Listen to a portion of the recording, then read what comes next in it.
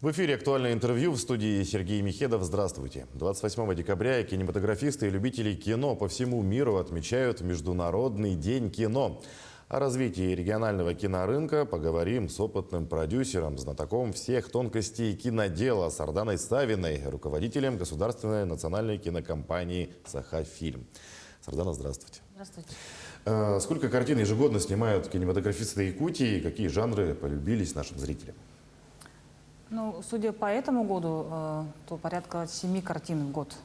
Но на самом деле я, наверное, думаю, что все-таки не так много, где-то порядка 5-7. Например, в этом году, в 2021, ну, сейчас уже конец года, поэтому я могу сказать, что вышло в прокат республиканский 12 картин. Это тоже немыслимая цифра, потому что, ну, во-первых, был 2020 год пандемийным, но все же ребята вот умудрились и снять. Возможно, они не успели выйти во время проката 2020 года, поэтому вышло 12 картин. Из них 4 вышло даже в общероссийский прокат. Ограниченные, но все же вышли. Угу. А по каким законам создается кино? Ведь не каждый фильм нацелен на фестивальную судьбу. И не все фильмы удостаиваются наград профессионального сообщества. Ну, здесь надо подходить каким образом. Каждый автор, конечно, снимает кино, которое, на его взгляд, будет интересно любому зрителю. Он, естественно, в начале пути не думает, что это должно быть фестивальное какое-то или там коммерческое кино. В нашем случае, в якутском случае, вообще у нас как бы нет права на ошибку. Мы снимаем кино, чтобы оно было замечено и на фестивалях, и оценено зрителями.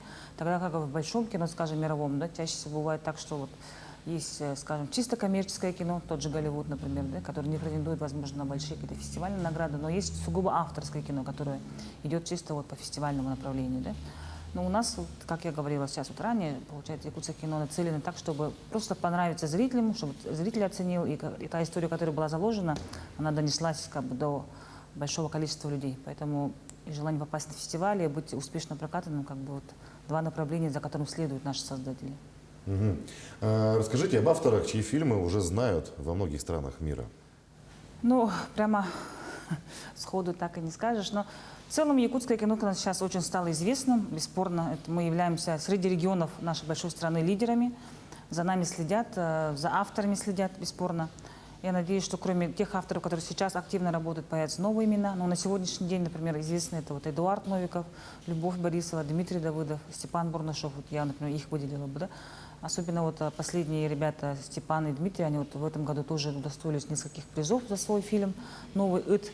Поэтому, бесспорно, ребята как бы работают усердно и получают результаты. В следующем году у нас тоже заявлено несколько картин, которые выйдут и, опять же, или будут сняты. Например, Любовь Борисова завершает сейчас новый фильм, называется он «Не хороните меня без Ивана». Это производство кинокомпании «Саха-фильм». Замечательная картина, мы уже ее принимали на художественном совете. Сейчас она завершает звук, картинку, и я надеюсь, что мы обрадуем зрителей. Это замечательная картина в 2022 году.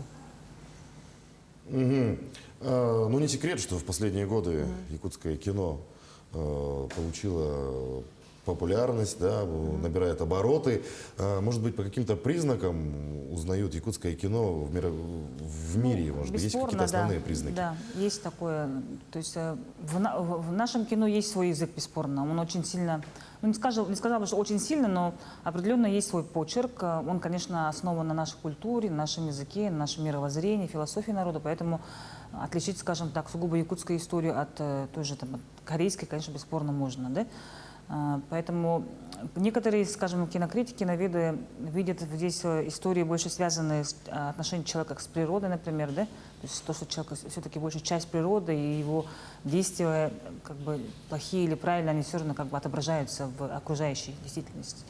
Больше всего такое направление интересует, возможно. Ну и потом истории, которые происходят, скажем, на севере, далеко, кажется, может, мировому сообществу покажется, что мы достаточно далеко обособленно как-то живем, но на самом деле нет. У нас все истории, они универсальные, и в любом, как бы, вот та же история, которая произошла в якутском кино, может, в принципе, гипотетически произойти, скажем, в другой части нашей огромной страны. Ну, язык кино, в принципе, понятен. Да, он понятен. То есть автор не пытается снять чисто такое и сугубо якутское кино, просто рассказывают так, как они могут рассказать. И оно должно быть, конечно, понятно любому зрителю на любой точке мира.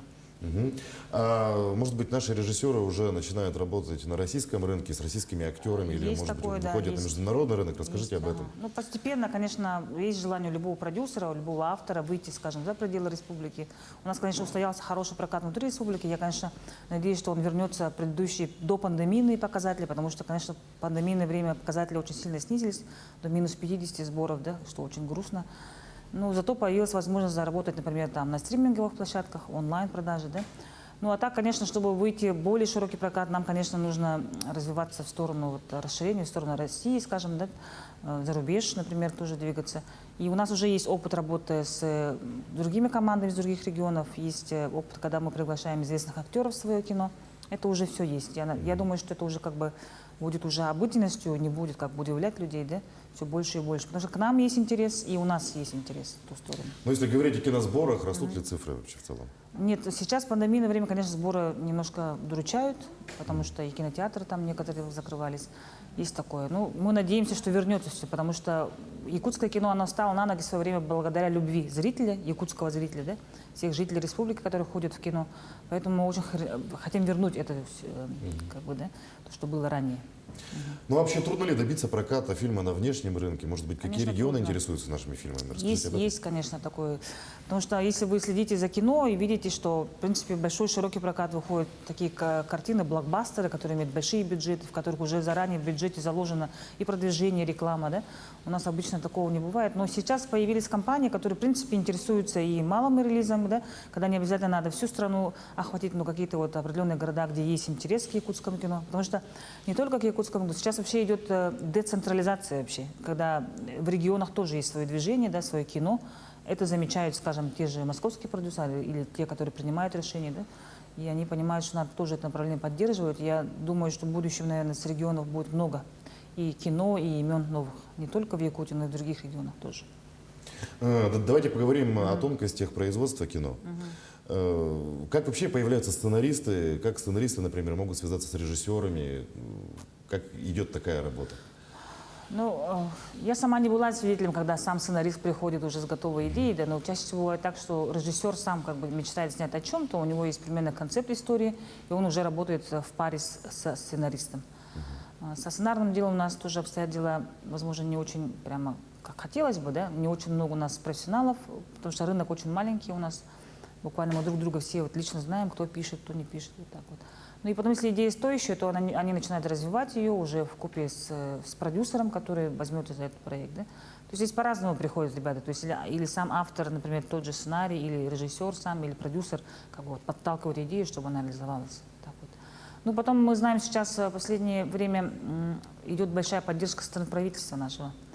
То есть если до этого, скажем, сугубо 2015 года, может быть, кино само по себе как-то вот так вот достаточно самодеятельно даже развивалось, да, то сейчас уже вот благодаря результатам общим нашим правительство уже начинает активно нас поддерживать. И вот с 2020 года именно для частных студий, да, начали раздаваться субсидии на конкурсной основе. Это уже такая серьезная сумма от 20 миллионов, скажем так, да, ну, по разным проектам распределяется. Вот в 2021 году больше 35 миллионов тоже было роздано. И мы надеемся, что эти картины скоро все завершатся и выйдут в прокат на большие экраны. И это очень такая серьезная заявка и поддержка. Мы очень благодарим за это наше киносообщество, за такую вот поддержку. Потому что если говорить о ранних каких-то вот поддержках, это была смешная сумма от 3 до 5 миллионов в год на все кино. Поэтому это уже серьезная заявка. А какие жанры сейчас вот в тренде, наиболее популярные? Может быть, боевики, исторические фильмы, драмы, блокбастеры? Кто-то мне говорил, что якутское кино основано больше на фольклоре, на хоррорах таких, да? Начиналось это, возможно, так, но сейчас больше, мне кажется, драмы, превалирует больше драмы, то есть истории какие-то житейские, там, жизненные истории, то есть вокруг этих историй, реальных причем, да, устраивается. Но комедии, одно время, я помню, был прямо такой взрыв комедии, это когда вот активно работала студия Дитсад, но в последнее время, скажем, ярких таких комедий пока я еще на рынке не видела, если честно. Ну, возможно, появится, потому что комедии, например, вот это жанровые истории, как хоррор, тогда они, конечно, очень популярны среди зрителей. Ну и крепкие драмы. А есть ли интерес у наших кинематографистов снимать мультипликацию? Мультипликацию, да. Я наслышана, что есть сообщество, где вот как раз представители этого направления собираются, работают. Но пока, конечно, большого такого, возможно, скачка еще не было в сторону анимации. Но это будущее, потому что анимация одна из самых таких востребованных жанров, вообще направлений в кино, да. И я знаю и наслышана, что в будущем будет поддержка в области как раз-таки анимации. Потому что анимация может представлена не только быть в кино, но и вообще в разных направлениях. Мультимедиа, разных технологий там, и так далее. Что касается документалистики? С документалисткой тоже ситуация такая достаточно скажем так, интересное, потому что есть, в принципе, документалисты у нас, но активно именно вот направление документальное кино, мне кажется, еще не вышло, не развилось до такого уровня, как игровое якутское кино. Но есть. Может быть, раскроете небольшой секрет? У нас стоит ли ждать новых авторов, новых режиссеров, молодых режиссеров?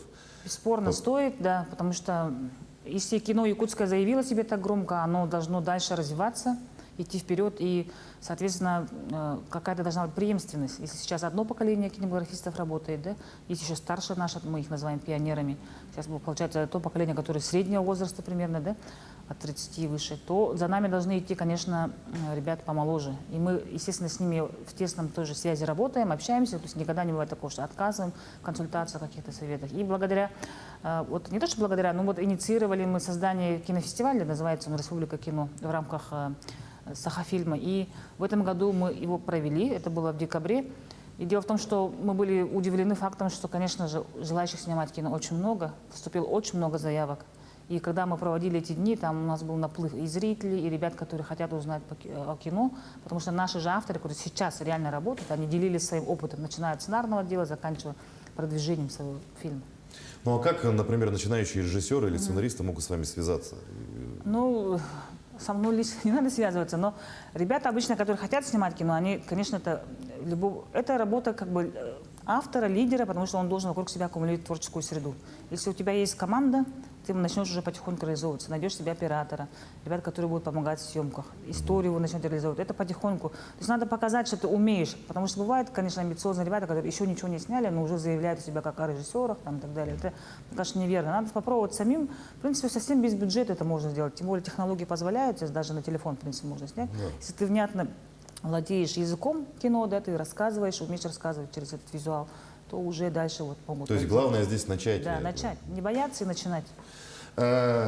Какие перспективы откроются для нашего кинорынка с открытием первого на Дальнем Востоке креативного кластера «Квартал труда», как вы считаете? Я наслышана об этом проекте. Я думаю, что это очень хорошее начинание, потому что, в принципе, кроме кино, в области креативной экономики есть и другие направления. Сейчас мы все вот с утра до вечера сидим в интернете, грубо говоря, да, мы видим, что очень много контента потребляется вообще человечеством, да, то есть они могут быть разного уровня, разного направления, не обязательно там художественное кино, да. Вот все это направление, конечно, мне кажется, будет развиваться с появлением этого квартала труда, потому что сейчас зритель очень такой капризный, он любит качественный, скажем, контент, неважно даже, это маленький ролик социальный, или это видеоклип, или что-то, но все должно быть достаточно высокого уровня, чтобы быть конкурентоспособным, как говорится, за повышение просмотров, лайков и так далее. Поэтому этот квартал труда, видимо, будет направлен именно в эту сторону, это будет поддерживать именно творческие начинания молодых людей. Сардана, спасибо, что нашли время, пришли Спасибо к нам, вам. ответили на наши вопросы. Поздравляем вас с Международным днем кино, Спасибо. ну и с наступающим Новым годом. Спасибо. А я напомню, о развитии якутского кино нам рассказала Сардана Савина, руководитель государственной национальной кинокомпании «Сахафильм». Оставайтесь с нами.